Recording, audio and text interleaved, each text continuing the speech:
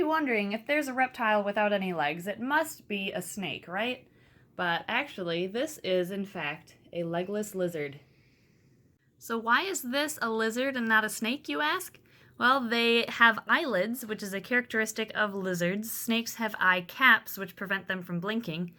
They also have ears. See the little hole in the back of his head?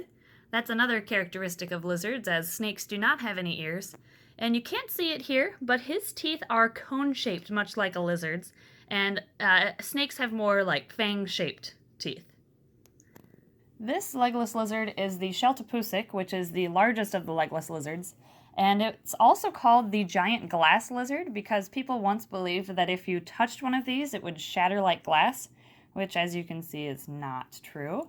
They are native to Eastern Europe and Western Asia, and they live in both dry and humid environments, depending on where exactly they're located in the wild. The way they shed is pretty unique as well. Here is just a normal snake shed. This is from one of my hognose snakes. And here is a shed, or pieces of a shed, from a lizard. This is from a tegu. They shed their skin in just sections off at a time. And legless lizards are kind of a combination of the two. They do shed some pieces off separately, but they shed large pieces off all at once. And I have sometimes seen him shed almost his entire body's worth of skin in one piece. And they compress it together like this. Like, this is actually a piece about that big that he squished together as he peeled it off. So it's a really unique way of shedding. Here you can see that legless lizards do not have overlapping scales like snakes do, but rather individual scales, much like lizards. Another cool fact about the legless lizard is that in the movie Indiana Jones, The Raiders of the Lost Ark, in the snake pit scene, they actually used legless lizards instead of snakes. This is Legolas, the legless lizard. I figured the name was fitting.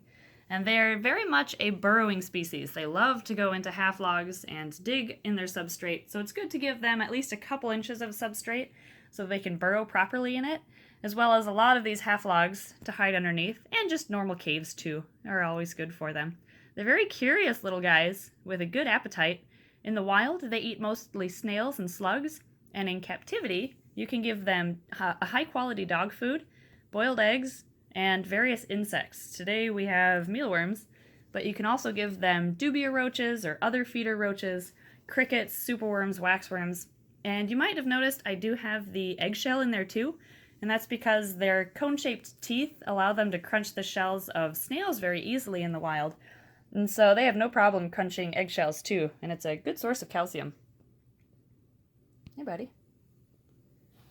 As you can see, they do flick their tongue to smell, much like a snake, but their tongue is not nearly as forked as a snake's tongue is. So if you're looking for that next uncommon reptile to add to your collection, a legless lizard is a good choice.